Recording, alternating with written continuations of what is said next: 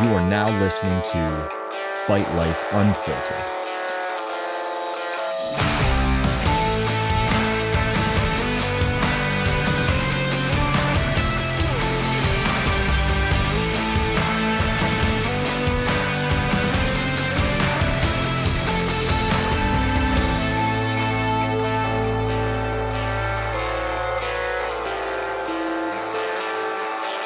He bangs out like 20 and then 15, and then they start turning into like arm Yeah, staying he's like straight, and he's just kind barely of living. yeah, Yeah. thrusting his hips into the ground. But it's the mindset. Yeah. I mean, he's doing them in his head. So that's all that matters. Dude, he's turning into a little like Beast. Adonis too. I was Yeah. like, fuck, man. Dude, push-ups will make you jacked. I notice how big my like chest and arms get big Mhm. if I like lift and stuff, but push-ups automatically, right? It's just I immediate. can't stress enough how like hard and just dense, and it's like that. It's old man strength. It's what people Yeah. call old man strength. Is like doing the 250 every day has changed it, and I noticed it doing 100 every day because it's just like it's like using a small little every day. You're like just scraping away, and you're Yeah. just building upon it slowly but surely. And I think there's something to like you couldn't do that with like a heavy chest workout, bench Mm-mm. pressing every day. You'd tear yourself up. But you're not doing enough damage to not be able to do it every day, and you're Yeah. getting the benefit of the consistency of it. Yeah, I think doing any calisthenics is good, like pull-ups, push-ups, squat, like air squats. I think any of those, like you really don't need a ton more in terms of like if you just did 250 push-ups a day, 100 pull-ups a day, and like 200 squats, you'd be good. You'd be a Hmm. fit person. Well, look at have you seen any of these videos of guys that like there's they're like gym guys on monkey bars and stuff in the hood. My brother sends them to me all the time. It's like a Oh couple yeah, the brothers that are like calisthenic stuff. they're in like sweatpants, no shirt, and they've got like the gloves that have the polyurethane Yeah, that you yeah. would get for like work. You know Mm-hmm. what I mean? Like the blue rubbery looking palms with like the Yeah. white gloves. And they're in there doing like flags and like Yeah. fucking muscle ups and all kinds of shit. And these dudes look like they are carved out of granite. Yeah, I used to love watching those videos. I get super into doing stuff like that. I could rep out like 10 muscle ups in a row just on rings, like getting into it, and that kind of like hurt my shoulder doing it. Um, but they do that, and they also have on Venice Beach, Hmm. like that, it's like a calisthenic area. Yep. And I went there one time, was just like had a ball for like 30 minutes, Oh, just it's like so playing fun. with And it. it's It's sick. practical. Yeah, it is. Well, it's all stuff that's like you should be able to move your body weight. You know what I mean? Hmm. And it also makes you gymnastics. Sometimes I'll watch gymnastics. I'm like, how much control these guys have over their body is insane. Hmm. That's probably one of the most impressive sports to me. So that's something I can just watch and be like in awe of at all times. Like watching especially men's, when they do like rings and stuff like that. That Hmm. stuff's super impressive to me. Yeah, the core strength, the overall just body weight strength, functional strength, being able to understand your position. Like I would imagine that gymnastics would be something, especially for kids, to get involved with that would be really beneficial as it pertains to any type of Yeah. grappling because of the understanding of like your body and how it moves. Yeah, that's something. So I studied sports psychology in college, but I also was like I studied personal training. That's my minor. And one thing that I concluded is that like kids, you want to put them in gymnastics, and swimming just to have like physical literacy and understand how their body moves, um, relative to the space they're in Hmm. before you get them, like if you want to get them wrestling or grappling, they have to know how their body moves relative to the space they're in rather before they can move somebody else. Did You you know do what a I lot of mean? sports as a kid? Like, were you a multi-sport athlete or were you really I all in was on? like normal kid. Like I played soccer. That was my first sport. Football, tackle football. Played a little bit of like church league basketball, and then I just wrestled. I Hmm. was too small to like do anything. I really do wish I did gymnastics because I have like a weird passion. Like I love it. I think it's so cool. Hmm. Um, but kids, like if you want your kid to be an athlete, 100% put them in gymnast. That should be the first thing they do. Gymnastics and swimming. just to learn like body awareness and, your body physical literacy and like understanding like how your body moves relative to the floor, relative to the air, relative to water. And then you can have them grab somebody or tackle somebody. You know what I Hmm. mean? Yeah. No, I think that I love that there's like a passion in certain directions, but I look at it and I'm like, man, being able to gain athleticism through a whole host of things, understand agility, footwork, Yeah. to your spatial awareness and how Yeah. how all of your muscles work.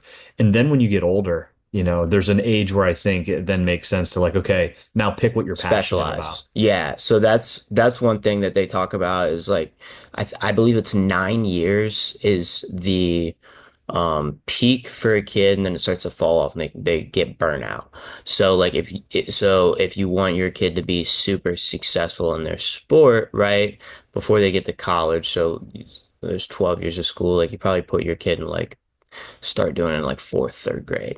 You know what I mean? That's Mhm. where you like start to actually introduce the sport to the kid. And you don't really probably specialize in that sport until they get to like high school, maybe, right? And Hmm. a lot of people can be multi-sport athletes.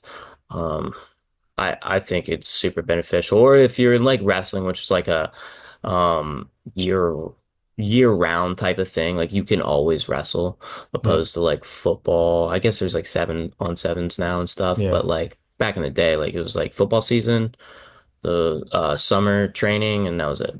Yeah. But yeah, I'm actually like super weirdly passionate about like how to like if you were given like a template of a kid and like you wanted them to specialize in a sport and like become like a champion. It's not how most people would try to design it. Yeah. Well, a lot of people would be like, all right, I got to get this kid wrestling when he's 3. And you're like, maybe, right, that might work. It depends on your kid, it depends on the parents' level of like fun you're making it. But if you Hmm. just like get a kid when they're 3, most kids are going to be like, dude, I'm over it. yeah, I've been going to wrestling tournaments since I was 3. I'm done by age 12.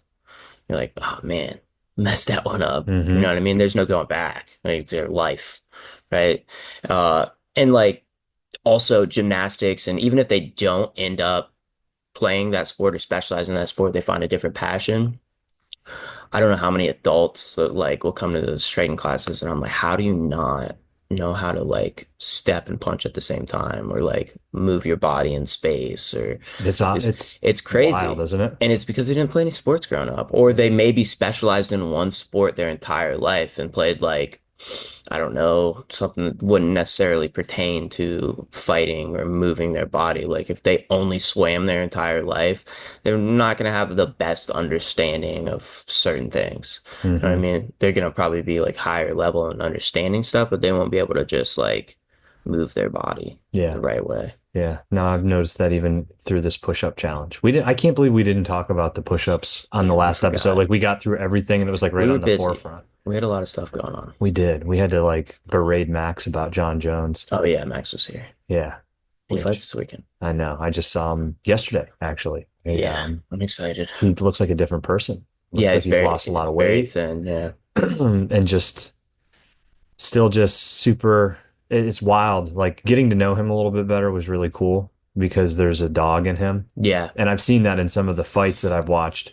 But when you talk with him, my wife's like, "That's Max." I'm like, Yeah, "Yeah, yeah, no, he just looks like you the wouldn't nicest believe kid. it. He's like smiling constantly."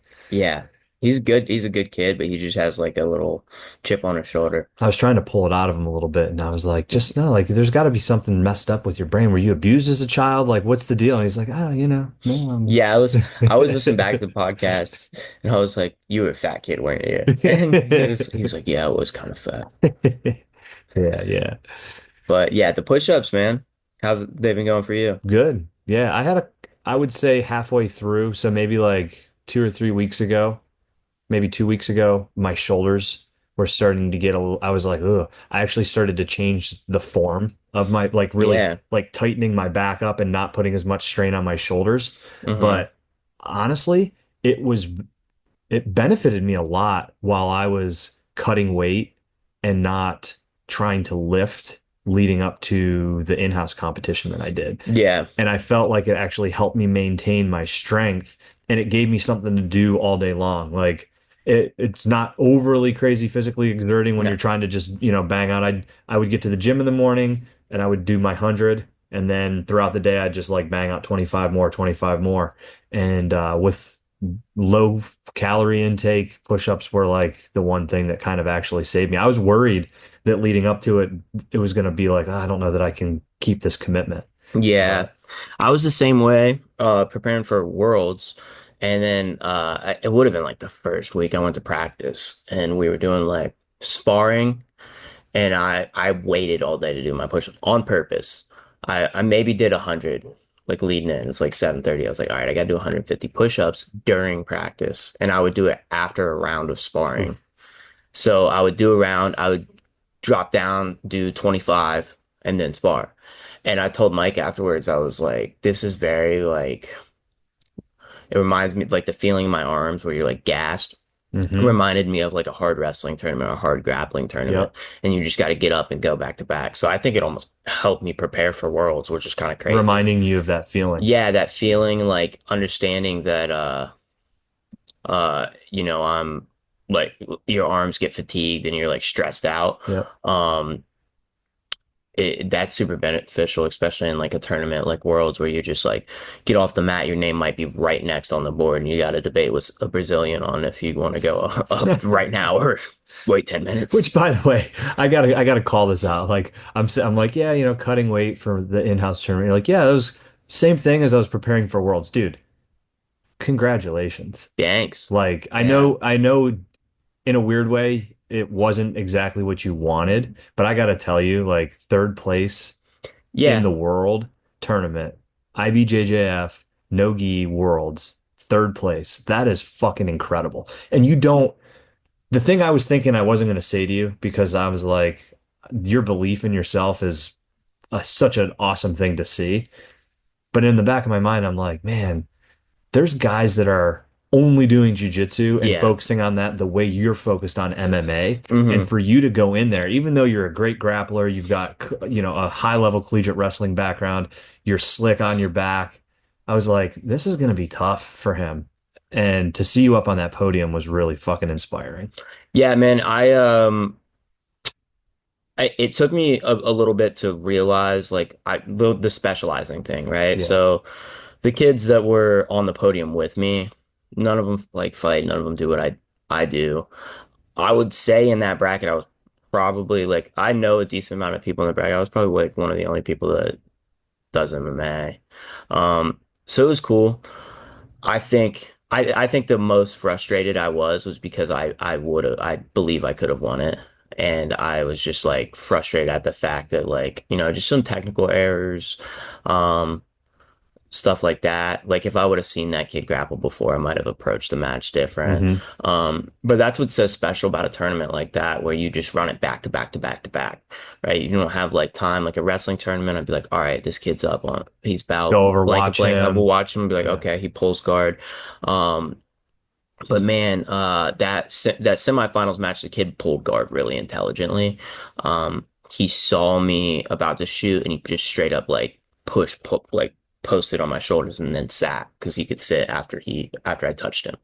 Um, so I didn't get any points there, and then I got called for like a pretty controversial point, which is like, so it's like you score the points, those are green. Hmm. Yellow is advantages, where like a submission or like a near pass or like near back take or something. And then there's basically stalling, right? And I got called for stalling while I was on top trying to pass the kid's guard. He was playing like a good knee shield, like half butterfly type position. And I was struggling passing. I could have definitely done more, but I felt it was more on him to attack.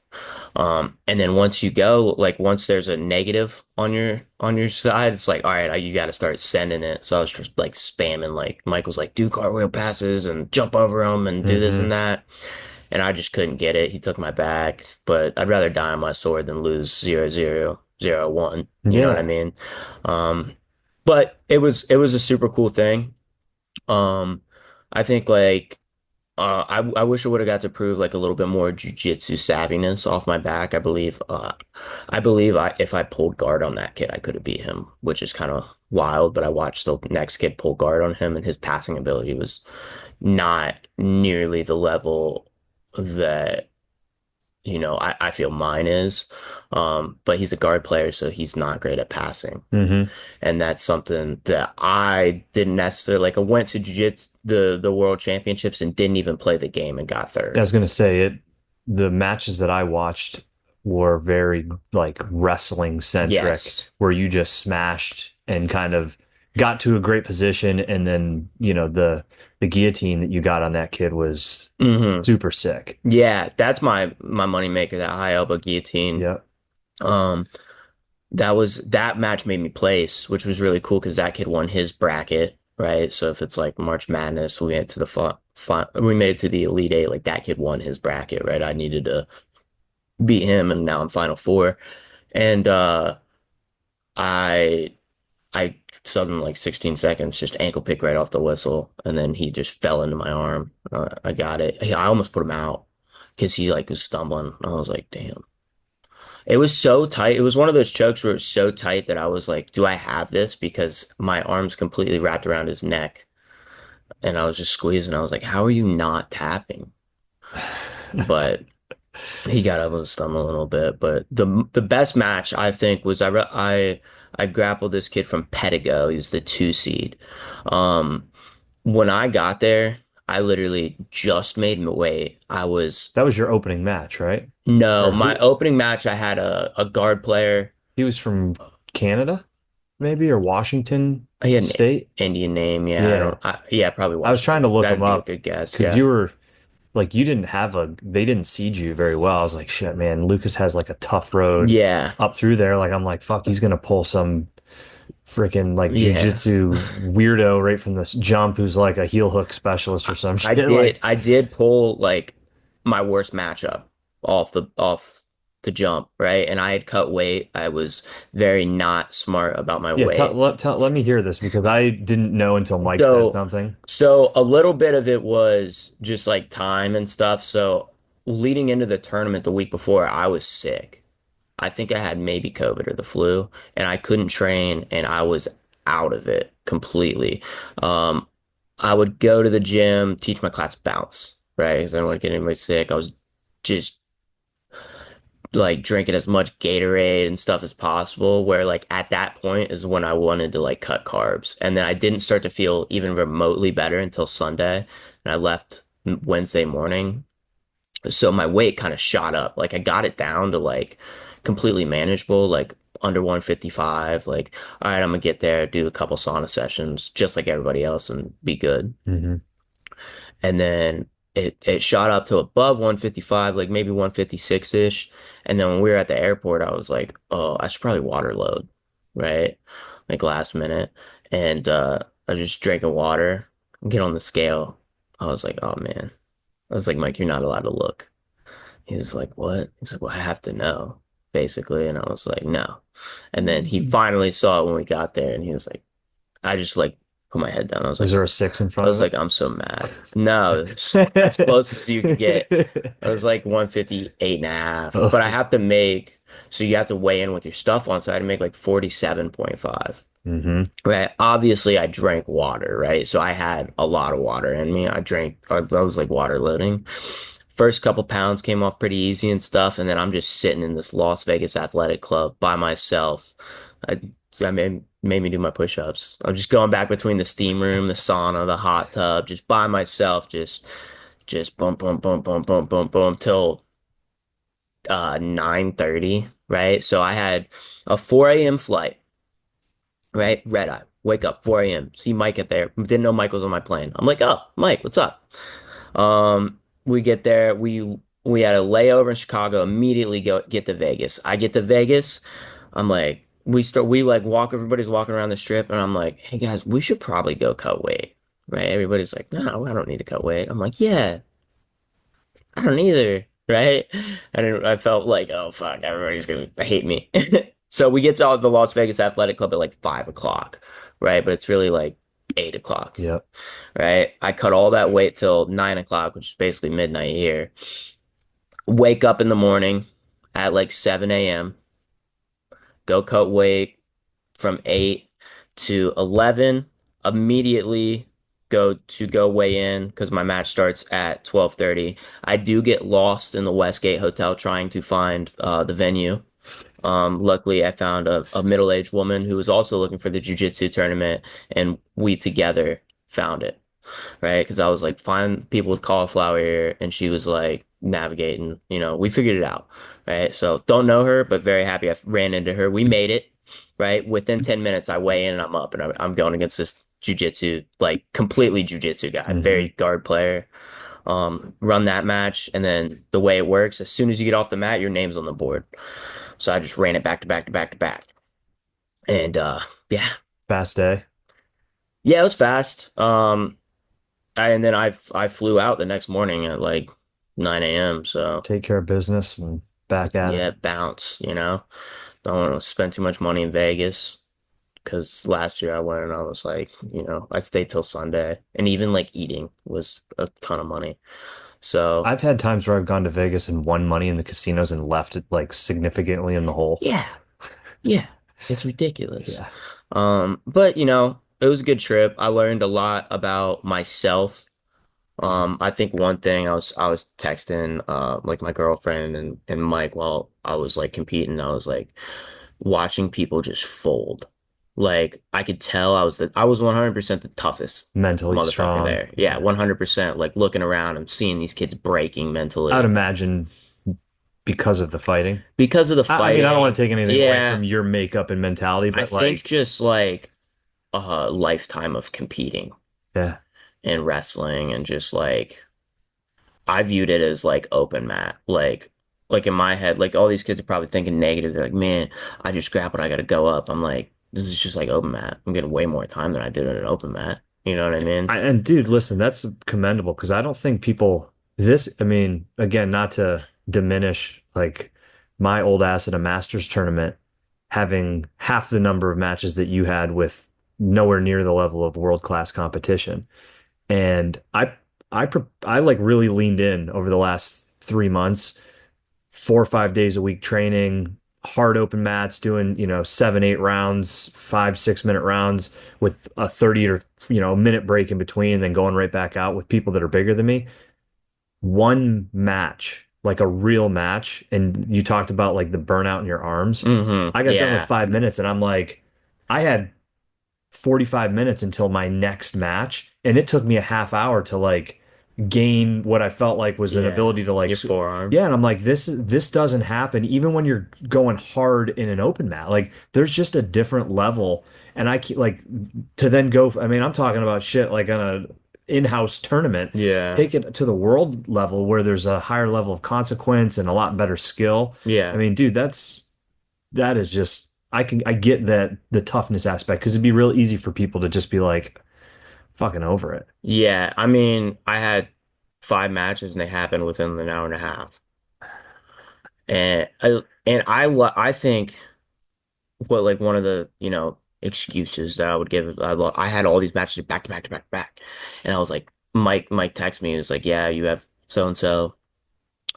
I'm like, I'm on the board, let's run. I want to go right now. I just got off the mat and I was like, if I go right now, I will kill anybody, like I will break anybody.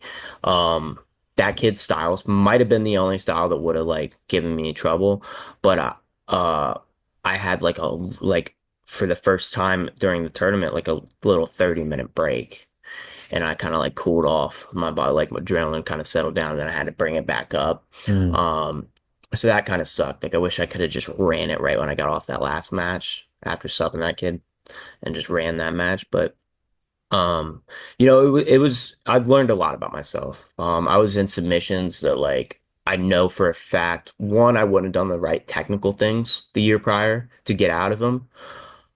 I wouldn't have been calm enough to get out of them. And I think I wouldn't have been tough enough to like be like, nah, fuck it. I'm gonna sit here and get my neck cranked on and Hmm. be suffering for the next 3 weeks because of it. But I was I knew that if I got out of these submissions, like these kids were gonna burn themselves out and not have the mental fortitude to, come back. Um, but yeah, it was a good tournament. I loved it. I loved to compete, and just do what I love and go out and like be with be with people. You know what I mean? Yeah. It's cool. Um, Lucas Jones, I roomed with Matt Factory Stud. He's a blue belt. Yeah, he's come up to He, Zealy and twisted yeah. me up a few Oh, bro, times. he's so good. He's the best blue belt in the city for sure. He's definitely above a blue belt, right? But he's a competitor, so they keep him there, and he's only been doing it for like 3 years. But he's a dog. I mean, he beats me like pretty bad, and he's like maybe a weight class above me. Like we're the same size, and me and him have some good scraps. He kind of got screwed over a little bit in his match. Just some Brazilian bullshit. But he did good. He competed well. Claire competed at brown belt. We had Erica, Issa, tons of people. The Andy and Zealy Ryan. people, Yep. yep. And then Mike competed as well, and so did Sage Sage. was out there too, right? Yep. Yeah. Yeah. Sage competed the weekend before at the in-house tournament. Yeah. He officiated a match of mine and then he like gets done with that and he like strips down and he goes and hops on a mat and fucking competes. I I'm love like it, dude. That's how it should be. he's Jiu-jitsu, man. a Anytime, badass. anywhere, right? You don't gotta like anytime, anywhere. It's jiu-jitsu. You should be ready to roll at any time. Um, but it's cool, man. I love jiu-jitsu. I also one thing that the biggest thing that happened over the past month, I would say, is I became a fan of jiu-jitsu, which is sick. Because like at first, I went last year, literally didn't know anything, didn't know how the points worked. It's really interesting you say that. When you look at guys that are fighters, you see guys that are strong in jujitsu. After they retire, I feel like more of them stick with the sport, stay in shape because they have something that you can continue to do. I mean, it's hard. It takes a toll on your Yeah, body, but like contrast that with a guy like Chuck Liddell. yeah, You know what I mean? Like when you're just out there throwing bombs, and I mean, Chuck can wrestle, obviously, but like he was a striker centric, yeah, right? You get these guys, I feel like when they retire as a striker, it's kind of like that's it. Like they may stay connected or somehow they may still have a gym. You know, there's exceptions to that rule, yeah. but I feel like jujitsu is something that your shelf life as a fighter is a lot shorter than it is to be able to stay on the mats. And you can be an older dude and still appreciate and enjoy jujitsu for the art of it that I don't think that you can quite, at least from my perspective, enjoy striking in that same vein. I don't even know if it's enjoy. I so like there's martial arts, like mixed martial arts is tons different. Like there's striking, there's wrestling, there's jiu-jitsu. And I think one thing that uh, in my brain, my MMA journey and my jiu-jitsu journey are a lot different, right? Because jiu-jitsu is for life. Yeah. Like I plan to be like an instructor, maybe own my own gym one day. Do you feel like though on that from a striking perspective, like so you've let's assume you've got a guy who's a fighter, but he's also a kickboxer. Do you feel like the kickboxing thing is like I'm a kickboxer for life as much as it's like I'm a jiu-jitsu guy for life? It depends who you are. I've like in especially in fighting, like found a lot of love in striking, where a lot of people don't. Um, but like if you ask somebody like Will Morrow, yeah, of course, like it's a life thing for him, right? It's his career, it's what he does, and he teaches striking. So for me, like it is for sure. I think like I'm gonna be a striking coach for somebody at some point, and just an MMA coach. I don't know if I would ever necessarily be their striking coach.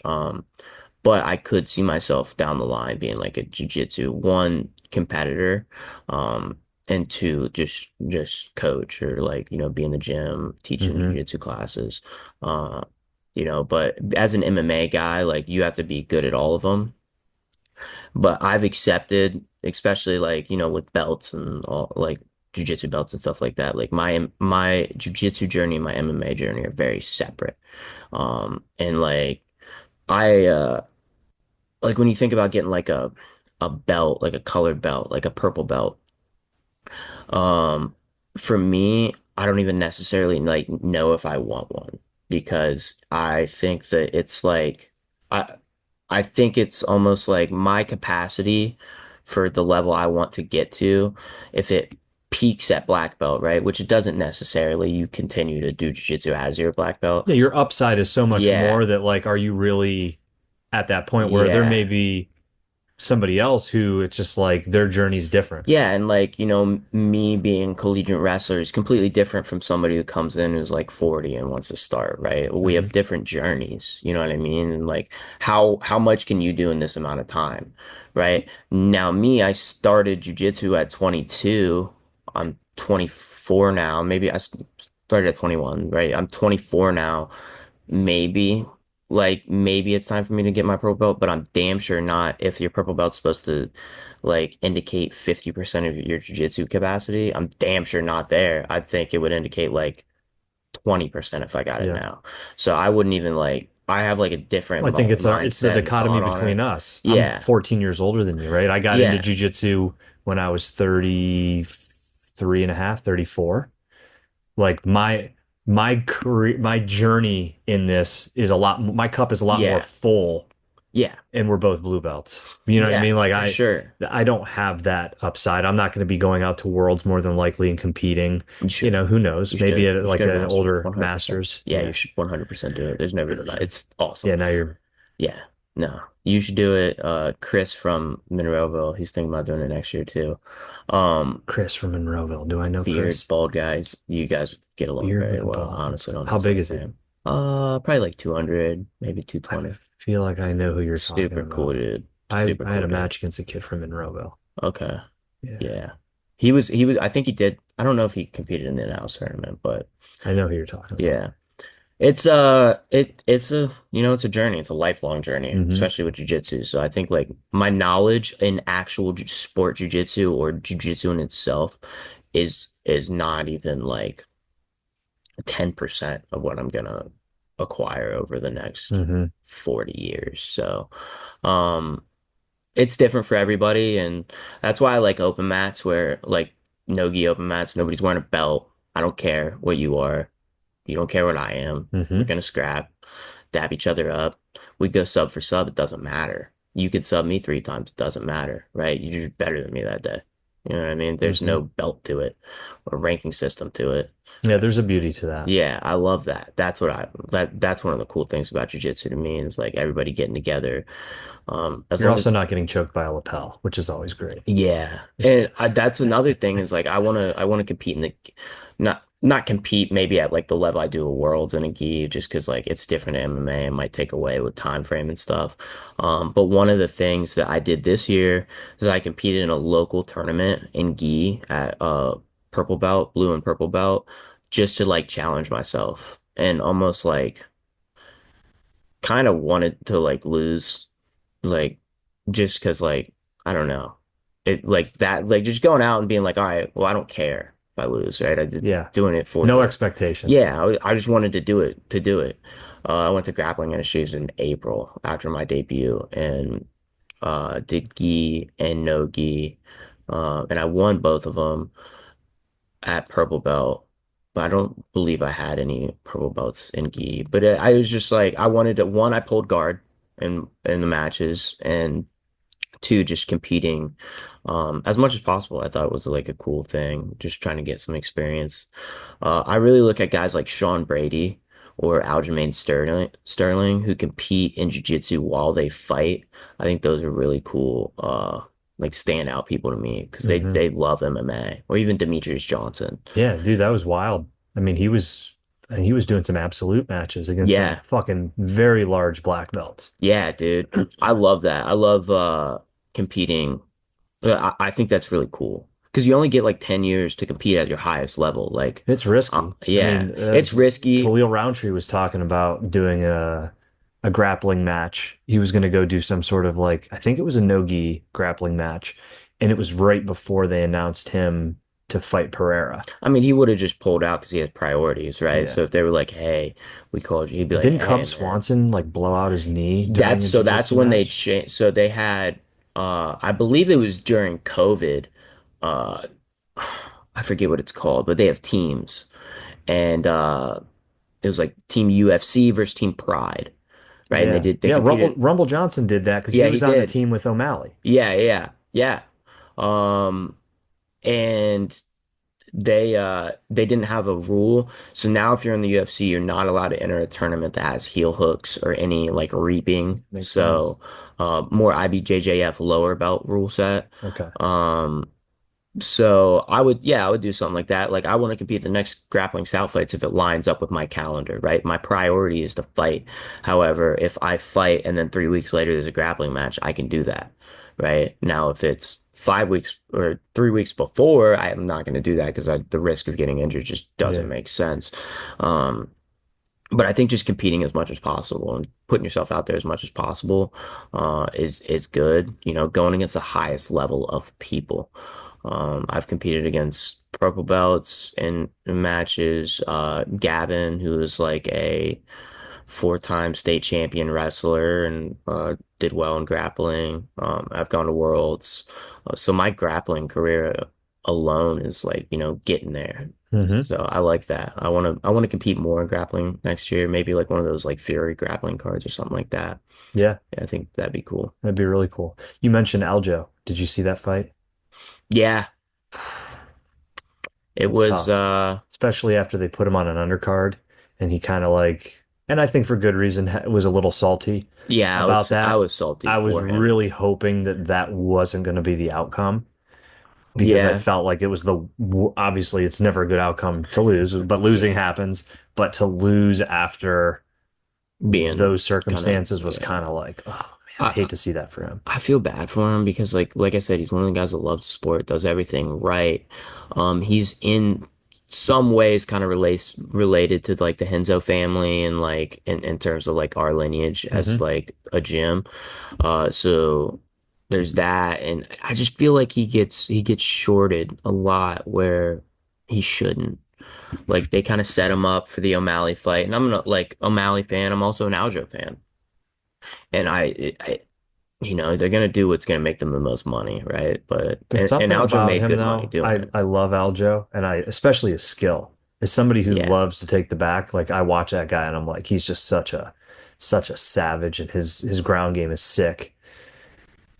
He just hasn't done himself any favors by the way that he carries himself. And I don't mean that he's carried himself wrong. I don't There's either. something, it's like the Michael Chandler thing. I've talked about him before where I'm like, it's just like it's forced or something, the persona. It's like just be you. It kind of reminds me of Russell Wilson. Like Yeah. Russell Wilson, probably a really nice guy. Like and he's here in Pittsburgh Yeah, I've now. heard a lot of good things about He seems like a good him. dude. Like he's probably a really good human being, but he's corny. And I like Yeah, maybe he that's like is. unfair to say somebody's corny, but I'm like, it's kind of why I like John Jones. And we talk so much about John, I don't want to like go down that rabbit hole, but it's like I like people who are a little flawed. Yeah, be you. And it's like, Yeah. don't tell me that you're so perfect. And Yeah, then you try to like pull the heel card. It's like it's kind of the Colby thing, which dude. Yeah. I mean, I don't want any beef with any UFC fighters, but I've never been a Colby fan. it's Never. really starting to get a little old When now he too. lost, I was happy. That's the only time I ever didn't necessarily root for somebody. I wouldn't say it's the only, very few times. I'm not a hater. You know what I mean? I don't root for people to lose, but I was very happy that the result was the result. Hmm. Um, He still can't Buckley's lose a dog, gracefully but either. yeah, Yeah. he was I mean, I coming. get He said it's he his was, shtick, but yeah, he was saying he was coming back. I was like, dude, you're getting you your do, ass yeah, beat. you fucked up. That and he looked big. He looked huge. I did find out like that afterwards that like he didn't have like a full camp, right? It was kind of a last minute fight. Hmm. Um, so you know, it factored that in a little bit. Colby's still one of the best in the world at fighting. Um, but he just, yeah, he hasn't done himself a ton of favors. And his fighting style wasn't the best. I wish he would have just kind of like in his career been himself. Do you think that fight was a representation more of Buckley and how good he is at welterweight, or Yes. that Colby's fading? Buckley. And it might just be the competitor in me that I don't want to take away Yeah, from yeah. Yeah, he Buckley's looked good. performance, but he He's looked really been looking good. good leading up to that fight. Yeah, I didn't know how good Buckley, like when I saw he was fighting Colby, I was like, wow, that's crazy. Because I only remember him from that crazy The knockout. spinning that kick. Yeah. Yeah. Yeah, I was watching that. Like it was like a weird UFC. I don't know why, but I was watching it and it was super cool. But since then, I haven't, his name's just kind of like eluded me. Maybe I haven't been watching, paid enough attention. But dude, he's high level and he's one of the best in the world too. And I think it was a bad style matchup for Colby, the way he blitzes and stuff. Colby really should have been way more proactive with his takedowns and Hmm. came forward and kind of put him on his back foot. But when you got a dude that's built like a brick shit house that can jump up in the air and knee in the face, it's a little scary. Yeah. So, I think maybe if he had a longer to game plan for it, it would have been a better fight. But hey, I kind of wanted him to win so Ian Gary could knock him out because I thought it would have been funny. But Hmm. uh, You an Ian Gary fan? now, I am more now after the Shavkat fight. 100% now, I was like, I love his skill set. So I liked him a little bit before, and I just took the outside shit, away. Now I'm a fan of him as a person too. Um, Still, there's some shit you throw I over, can't you get get over past it. the fucking The wife wife thing. thing. Like, Hey man, whatever. it's no, I think I do started live to, with who, do what you want, but yeah, don't take your yeah, ex-wife's husband's yeah, last name. yeah, that's wild. Like, that's That the weird thing for it's me. But wild. Whatever, whatever.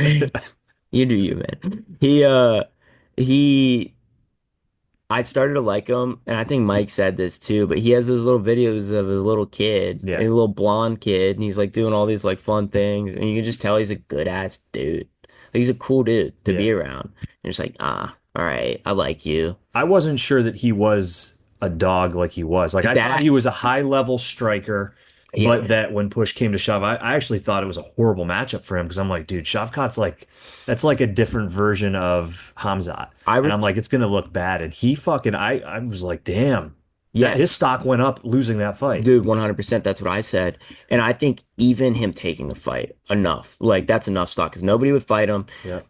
They've been in the training room. Like, he probably knew he was gonna lose unless he won something with something crazy. He still took it. That just proves alone that you got dog. And then he went out and was really fucking close to winning. Like, really close. Hmm. But I think if you watch that fight, like if you had somebody sit down, didn't know either one of them, wasn't rooting for anybody, I bet like 90% of people in that fight started rooting for Ian Gary. Because, dude, when he took his back, I was like, no fucking way. Hmm. Yeah, his stock went up big. I like Ian Gary. I'm an Ian Gary fan Yeah. now. And he proved he has dog, which is like that's the coolest thing. Like proving that you got that dog in you. And I think, and I don't know why, when people use social media and they use their platform, people like for some reason think they're not tough, which is fucking wild to me. Like when you think of like people that are like fighters that they don't think like I don't know, like I'll tell you what it is. It's people who use it. Like, I don't think he's good at using it, that's fair. but he uses it because someone like Connor, I think a lot of people thought Connor was tough, but he also knew how to use it. And I think that's the same thing with Aljamain. I don't think that he's like really good at using social media in a way that would make him seem tough. Yeah, And yeah. so then it's kind of like, oh, well, he's not good at that, so he must not be good at this. I just think everybody should understand that every single person that fights, no matter what their shtick They're is tough. tough. Yeah. Like another example of somebody I would think people would claim isn't tough is like O'Malley, right? Uses social media, right? Dude's a dog. You know Hmm. what I mean? Like he fought that maybe that Marab fight was bad, but he also had a really bad injury going into it, right? Look at an Ian Gary, right? He uses social media to kind of propel his career. People are like, oh, this dude's probably a pussy, right? He went in there and did what 99.9% of the world would fucking never do, right? And Hmm. that's fight somebody he knew was probably going to beat him. Um, who are any other people use social media kind of as like Jake Paul, right? Jake Paul, right? I think he's pretty fucking tough guy. Right. I think at the end of the day, he's fighting people that like are kind of scary, right? He may be handpicking his matchups, but I think it's more of a money thing. He's certainly putting in the work, and there's a Yeah. level of toughness that just has to go into being able to put the work in and have that level of commitment. Yeah. It's not easy to do. Yeah. And yeah, I mean, he fought Tommy Fury. That was He Tommy fought Fury's a Tommy legit Fury. boxer, and I thought Yeah. it was a close fight. Yeah. I mean, he's fighting the people that he's fighting people that are put in front of him that are gonna make him a shitload of Dude, money. he flatlined the former welterweight champion of the world. Yeah. T Wood was a scary dude, and he had like two fights. Hmm. That's a ballsy move. But I think no matter what, if you put in the amount of work, like you're gonna be tough. You're gonna fight a little bit harder for it. Hmm. So I it does piss me off when I see people like claim fighters aren't tough or like because you will see that on like social media and it's like yeah, and then they go And out then and they're gonna prove it look at wrong. where that gets shot from. Follow the bullet back into the barrel and see who's pulling the Yeah, trigger. exactly. Yeah. It's never somebody that's actually Now they're eating Cheetos in their mom's basement. more than likely, Yeah. right? Um, did they say Shavkat's getting the next? Is he getting the next? I believe They brought so. in. I That's think right. they They had him brought taped Bilal in, off. and they Yeah. didn't know who Bilal was. The security wouldn't let him in, Yeah, dude. Bilal, you talk about cringy people. Bilal might be Yeah, the cringiest of all of, and he's not doing anything. He's just being him, but like, yeah, man, be yeah, somebody else, I guess. Like yeah, that's rough. yeah. Does he's got that like Aljo. Tyron Woodley was another person that kind of like got like pushed out by the UFC. I actually now think though too, after watching the Shavkat fight, I think I actually felt like if he was fighting Bilal, Bilal was going to lose that fight, and I think Bilal's going to win that fight now. I don't.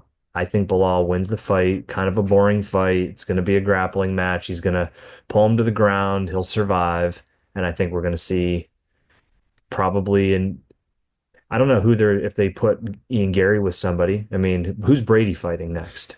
I would Does he have a imagine fight? Because I want to. I That's what I saw want to Ian see. Gary versus Sean Brady like a potential.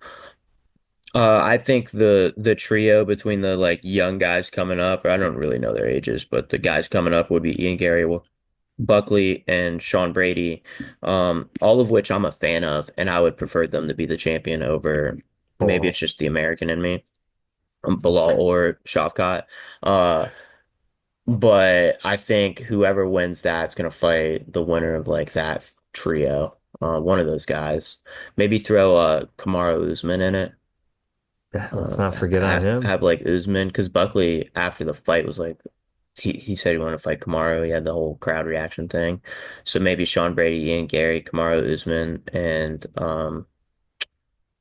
Shavkat. Buckley. Buckley and then Yep. Shopcott, and then Yep. you run like a little bracket. I don't understand why they don't just do a bracket. I think that's one thing PFL did right. They were like, all right, you're gonna fight this guy, you're gonna fight this guy. If you win, you fight this guy. If you know what I mean? Like you Hmm. saw it. It was written out. UFC does it all behind the scenes. I want to know, man. I want to Yeah. know who's fighting who, and if they win, who they're gonna fight. Hmm. The whole bracket system, like Yeah. college football. You know who's gonna win. So, Dude, yeah, speaking of PFL, so I posted something. Do you think we see three or four world champion level fighters come over to the UFC in the next 6 to 12 months? Or do you think that they figure that yeah, shit out and Patchy, no, Pitbull? dude. I think Patchy Mix is the 135 champ right now. I'm partial. You know them. I've got like some loose history. So I trained at a gym. I don't know if I've talked about it on here, but like when I fought MMA back in 2010, 2011, I fought at a gym called the Knockout Factory. It was in Salamanca, New York, Indian Okay. Reservation, right by Yeah, yeah. where Luke had his fight at the Seneca Allegheny. And so when I was there, there was a high level amateur. His name was Dennis Brown. I think Dennis went like 10 and 0 as an amateur. Went pro. He's a police officer in that same Okay. town. He was a wrestling guy. Um, he was like a 135er maybe, but really strong, high level wrestler. And he would bring this kid to the gym all the time, like 13, 14-year-old kid. It was Patchy Mix. and he was kind of like a mentor to Patchy. And I remember that kid being there all the time. And Dennis ended up going pro. And then I saw like Patchy working his way up through. And then I was like, wow, like this kid signed with Bellator. And Dennis and my old coach, Art Volgamore, I don't think Art still is in Patchy's corner, especially now that Patchy's out in Vegas. Yeah. But Dennis is still like goes to his fights and is one of his guys in the corner. And yeah, dude, I've always felt like that kid, his grappling is Yeah. next level. Yeah, I think he has the best grappling in the division, and his Absolutely. striking's fucking good. Yeah, and he has fought some fucking animals over in Bellator. I think if you were to like give me a template, he's a better version of Aljo, Yeah, that's fair. and Aljo was the champ. That's fair. I think he's a better Aljo. Think of that family, him and Tatiana Suarez, Yeah. Should, because she's fighting for the, I think she's fighting I don't know. Zheng Li Wang. Oh, really? Yeah. Oh, yeah, yeah, yeah. Yeah, I think I really hope they figure it out. I hope Patchy gets his career in the UFC and gets to prove that I believe him to be, and it's a matchup thing though, right? So there are a couple people I think could beat Patchy Mix, but they're all strikers. I think they catch him coming in. I think a Sanhagen and O'Malley, Hmm. um, maybe a Piotr Jan, maybe. But I think one of those two, those lankier dudes, could maybe catch him coming in. But I think other than that, skill for skill, he's the best. Now, what do you do if you're the UFC? Do you bring in Patchy and Pitbull and you give them a number one contender fight right away, or do you throw them in and make What them fight two or three fights before they get to the I belt? wouldn't say two or three. What did they do with Michael Chandler? They had him fight Dan Hooker, right? So they were like, all right, let's see if you're even like in Was that this his first fight? Was Hooker level. Yeah, he when he like flatlined him and knocked up out against the Hooker first fence really fight. quick? Yeah, knocked out Hooker first fight. It was during COVID. Yeah. Um, Then Gaethje I believe he actually had the title shot right after that, but I think it was like a happenstance thing. was the Oliveira thing, I think, right? yeah, And he almost won that I think fight. he filled in for somebody, but I think they would have like Patchy Mix come in and fight like a Sandhagen or Piotr Jan or somebody like that. And if he wins impressively, they might just give him a direct title shot. I think with him in particular, maybe two or three. I think Pitbull's kind of proved himself a little bit more over time, so they might just do like a one-off. And it Hmm. also depends on the division. Like 135 is full of contenders. 145 not necessarily full of contenders. So I think they could throw Pitbull a title shot right away, where they probably wouldn't be able to do it to Patchy. Yeah, it was Dan Hooker first, and then Oliveira, and then Gaethje, then Tony Ferguson. Dude, but look, I mean, won his first fight against Hooker, lost to Oliveira, lost to Gaethje, beats an old washed up Tony Ferguson, lost to Poirier, lost to Oliveira. I mean, In exciting only fights. fought top three guys though. Yeah, definitely exciting fights. You got beef with Michael Chandler. I don't know what it is. I know, right? He's just so corny. And again, It a is. dude who I bet you if I met him, Oh, I bet you guys would be like best oh friends. my God, yeah, Yeah. I don't know what it is. It's just like You know what you it's the should CB at the do? top shit where I'm just like, Yeah. You know what you should do? You should watch him on Bussin' with the Boys. is his personality a little bit Yeah, different? bro. He's so much cooler. Michael, I've got nothing against you, dude. Yeah, he'll go on like this podcast. This is where I used to get my football information like a couple years ago. Yeah, yeah. It's like two football Oh players. yeah, Taylor Llewellyn, and Yeah. which by the way, I love Taylor, but Will Compton, Oh, Will he's Compton's the cringier than freaking really? Chandler. Oh my I think God. they're And funny. I think his he plays into it a little bit, Yeah, I think he like, does too.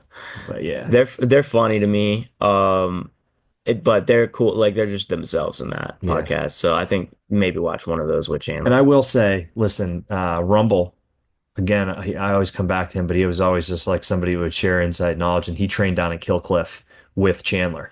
And he had nothing but great things to say about Michael Chandler. Like, great stand-up dude, great teammate, selfless, and one of the hardest workers in the gym by Yeah, far. So like, why do I not yeah. like him? Like, I don't know. I'm very You critical. can tell. I I'm a mean, judgy he has person. like two adopted kids, and Yeah, he's yeah. just like a good dude. But did you, here I go. There is something that I don't know what happened, but he did a weird interview recently where I think it was Ariel Hawani, and he was like, before it would have been his fight against Poirier. And like, dude, him and Poirier do not like each other. And that's the one, I think that's part Well, of it too. they're Everybody says Chandler's a little bit of a dirty fighter. I get that, but they're also like perennial rivals. Sure. Kill the Black Zillion versus ATT thing. Like they Yep. were born to hate each other. So I think there's a little Absolutely. bit of There's a little that. bit of that. There was just it seemed personal about some shit. And then my thing with Chandler is even though I've heard nothing but good stuff about him, and I'm sure he's a great dude. Like I am far from perfect. Dig into my closet, I'm sure you'd find all kinds Yeah. of nasty shit. Yeah. But he portrays himself as though he's like, eat your vitamins. I'm the next coming of Hulk Hogan, like American Dream, see at the top. I'm all about this, this, and that. And then he gets on there and says, like, kind of insinuated that maybe he did something that his wife wasn't so thrilled about. And he like Ariel was kind of caught off guard. Like, it was very awkward and uncomfortable. And he Yeah, was I like, don't like that. I'll share more about it, but like it was very strange, and I remember watching that. This was recent, like not so long ago. And I hope, obviously, I don't wish anything negative Yeah, on I people. don't like Poirier in that situation. I've heard the same things. Well, yeah, well, there's things you don't bring up in the fighting game, and like Yeah, yeah. that's unnecessary. Like I get it, but like that's something that like at the end of the day, what's gonna happen is you guys are gonna fight, and then when you fight, you automatically Shake and hands. end up being friends, right? Yep. You shake hands, you dap each other up, you're like, we're cool, right? There's extenuating circumstance, but for the most part, you're gonna be cool. And but then you both just aired out dirty laundry for each other, right? That makes you both of you look bad, right? It just there's things that don't need to be said in a fight build up, and I think anything that involves somebody's wife or kids is 100% on that list or family. For like, Did Poirier say something about Chandler that no, way? no. Oh, No. wait, Chandler said it about Poirier. No, Chandler said it about himself, Oh, which was the weird thing. He went on like Ariel and all that's of a weird. sudden was like, I got to talk about something. I can't give the details, but like, you guys don't know what I've been dealing with. Like, I made some really bad decisions, and like, my wife knows what I'm talking about. And he like looked at the camera and was like apologizing to the kid. It was fucking strange, bro. Like, I kind of felt bad for him actually in that moment.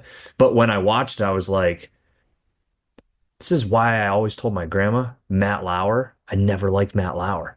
And my grandma was like, why don't you like Matt Lauer? And I'm like, there's just something that reeks that he's like insincere.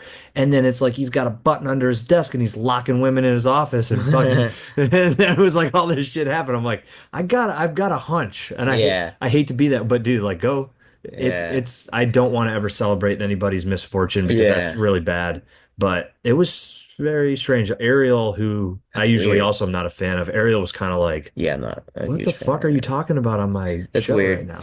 Another thing people need to understand was like fighters are humans, and Yes. like going and having an interview after like maybe he just got in a big fight with his wife 15 minutes ago. She's threatening to divorce him, and then they're like, this is a Putting a hypothetical, by microphone the in his way. They're face. like, all right, now let's answer these questions, and he's just sitting there like his mind's somewhere else. You know Yeah. what I mean? That's a very good point. They are humans. Yeah, so that's something that like, as somebody that fights, you understand, but Life like doesn't stop. life doesn't stop. Like you got to do an interview, you got to do a podcast, you got to do this or that or go to practice. Like you don't know what's going on. Like being a professional athlete, it's weird. And it's Mhm. not like a normal life, especially at that level. Yeah. So, yeah. What else? Anything else? We're going to do a fight companion. Yeah. That's going to be epic. Yeah, I'm I'm excited excited. for that. What's the date on that? I think Just look it up as well too. it's January 18th. So we'll definitely try to do it. I don't know that we'll have to see about how we can maybe like broadcast it live on YouTube maybe We or could something. YouTube live, maybe IG live. Some way. Maybe Yeah. do IG live on like maybe on my account or something, get like more engagement. And then like YouTube live on like or your account. Yeah. No, we can certainly figure something out. Yeah. And then it's gonna be with who's gonna be there with us? I think Mike and Will. I believe so as Yeah. I well. don't know if there's going I to be think Mike anybody does else, that. but I think we're going to, at least right now, Mike was like, let's just do it at your crib. So Yeah, we can go down into the man cave area. I've that'd be sick. got a bar. We can set up Dope. something at the bar and just kind of like watch it there. So yeah, so it's UFC 311, Makachev, Sarukian 2. So my thing. I need to brush up on the people that aren't American. So Islam and Arman, Yeah. Marab versus Umar Nurmagomedov. Yeah, so I don't know. I don't watch if they don't have an American flag or can't speak English, I probably I don't watch am them. So I calling need it to right now that catch up belt on that. changes hands. Marab loses the title to Umar Nurmagomedov.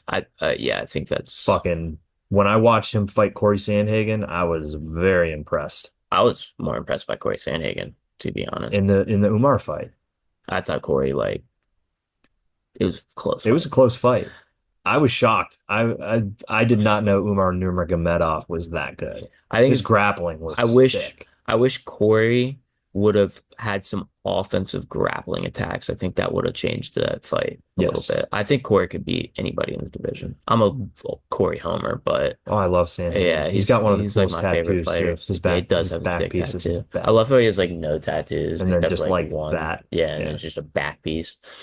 Who else is on there? Jiri versus Jamal Hill, Okay. Beneil Dariush and Renato, um, Kevin Holland. Jamal Hill. Talk about somebody that's cringy. Yeah, right. And he probably has one of the worst tattoos. Yeah, I can't go into too much detail with that guy, but Yeah, he's delusional in some of what he yeah, says. the Pereira thing was wild to me. Yeah, Did you see that? yeah, Yeah, it's it was tough. rough. Kevin Holland, Rainier de I love Ritter, Kevin Holland. Huge Kevin Holland fan. agreed. Same. Just a fighter's fighter. Yeah, Fights he's a anybody. dog. And dude, he's been in two scenarios where he's had to like fight a gunman at a restaurant. Yeah, I know. He's Batman. Yeah, he's a badass. That the guy that he's fighting, the Netherlands dude, who did he just fight? I just saw him fight. His name's Rainier de Ritter. He Click on his. Who did he just fight? He fought, yeah, Meerschaert. Okay. He subbed him. That's right. Um, and then there's Johnny Walker, He's always Bogdan exciting. Gustav. Don't Oh, know Bogdan Gustav. where's 16-3. this fight at? Is it in This fight like is uh, Inglewood. it's in Inglewood? Yeah. I thought it was gonna be in Abu Dhabi. Yeah, no, With it's the at the Intuit names, Dome. it's in Inglewood, California. Hmm. That's hilarious. Peyton Talbot. Oh, I like him. That's Yep. my weight. He's Yep. good. Who's he fighting? What's the dude's record? Um, They're setting him up. They're so like, Peyton's 9-0 and he's fighting Rayoni Barcelos, what's that? 18-5. Yeah, they're building Peyton's career. They know Peyton has potential to be like a star. Barcelos just beat I don't know this guy. Who did he beat? I think Peyton, Christian Quin Quinones, bantamweight from Mexico. oh, he's good. He used So to be good. He kind of fell off. yeah, he just subbed him in the third round. He lost to Phillips. He lost to Umar Tyler Nurmagomedov. Phillips. Yeah. And then yeah, January of 23, this dude lost to Nurmagomedov. I think when I get to the UFC, Peyton Talbot's going to be probably like top five, top 10 by then. He's going to be He's like, exciting. yeah, he's one of those guys. He's very high level skill. I haven't really seen his grappling too much, but he's got power. Not a lot of women on this card. What's up, UFC? You sexist fucks. Well, they put all the, Well, literally, I'm looking down here. There's like early prelims. not a ton of Carol Americans are Rosa there. is like the only there's only one female card on that. Wow. Wow. Have you ever been to a live UFC event? I have not. I went to one when I was 18 in Charlotte. It was good. Yeah, it was sick. We had nosebleed seats and stuff, but I was on a visit to Gardner Webb, and my dad was like, "You want to go to UFC?" It's like, yeah. It was cool, man. Uh, They need to come back to Pittsburgh. yeah, It's been a well, while. the Athletic Commission, the PA Athletic Commission, they need to come back to Pittsburgh. Hopefully, I'll be the guy that brings it back. That'd be badass, wouldn't it? Super sick. Be on Yeah, a card here be on a card in Pittsburgh. Pittsburgh.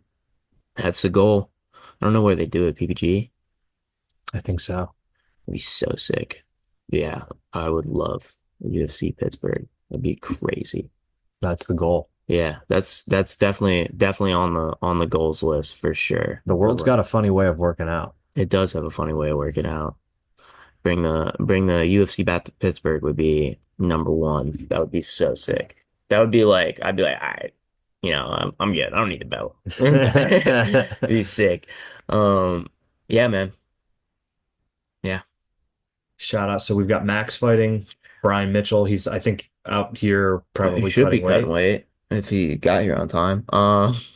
Brian, we got Tyler Fleming. I Yep. believe the first fight on that card. Can you pull up the 247 card? Yeah. I am commentating. I'll Nice. be on the mic. So if you guys can't make it in person, buy the pay-per-view and hear my dumbass talk for 3 hours. I believe Tyler Fleming might be the first fight, or at least close. If not, I can pull up IG with the Let's Santa see. hats. Who do we got? Who do we got? Let me do that. Let me pull it up on my IG because I want to be able to see it. Um, oh man,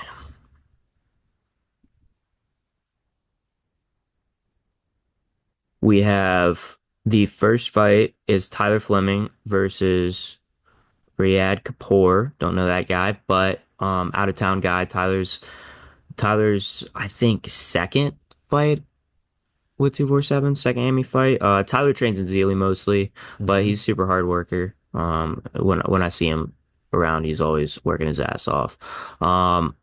Then Brian Mitchell's the third fight.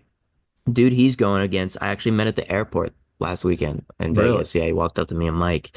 Was he He out there competing? yeah, he went to Worlds. So this dude's pretty high level jiu-jitsu guy. I don't know how he did at Worlds, but he's competing at Worlds alone, which is good. Brian actually lost to him in a grappling match. So I think that'll be interesting to see how much better Brian's gotten.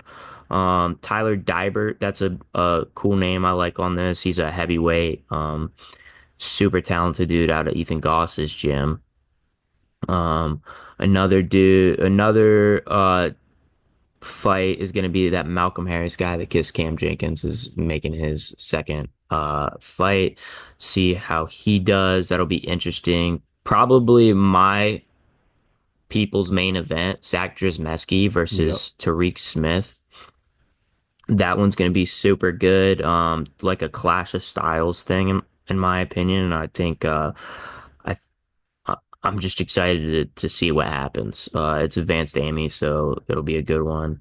Max fights right after that. He fights Drew Landefeld. That'll also be advanced Amy.